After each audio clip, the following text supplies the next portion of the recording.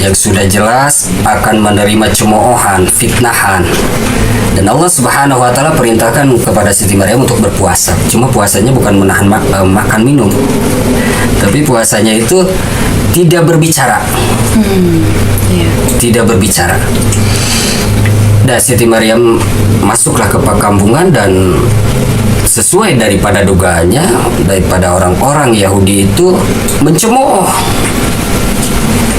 Bukankah keluargamu berasal daripada keluarga baik-baik, memfitnah, pencina dan ini itu. Siti Maryam tidak bisa berkata apa-apa, hanya menunjuk bayi yang telah dilahirkannya.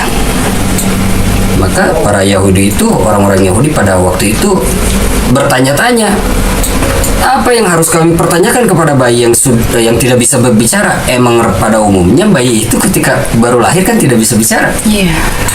Siti Maryam hanya menunjuk bayi Nabi Isa yang ketika itu masih bayi, ditunjuk untuk memberikan jawaban, dan orang-orang Yahudi itu terheran-heran.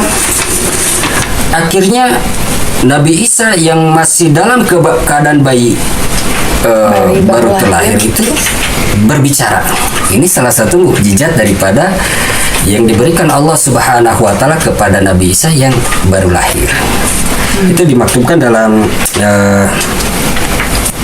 Quran surah Maryam ayat 30 sampai 31.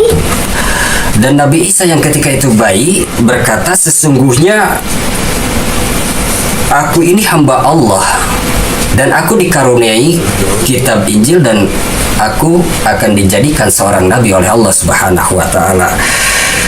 Dan di ayat selanjutnya di Quran surah Maryam ayat 31, Nabi Isa juga menegaskan, dan dia menjadikan aku yang diberkahi dimanapun aku berada.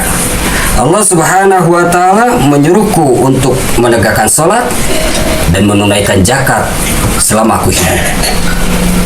Bayi yang baru dilahirkan menjawab pertanyaan-pertanyaan daripada orang Yahudi, bahwa aku sesungguhnya ini adalah hamba Allah yang dikaruniai kitab Injil.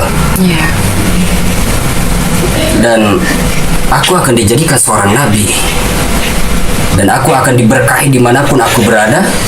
Dan Allah Subhanahu wa taala menyuruhku untuk menegakkan sholat dan menunaikan zakat selama aku hidup. Mendengar daripada jawaban daripada bayi yang baru dilahirkan, terkaget-kaget orang-orang Yahudi.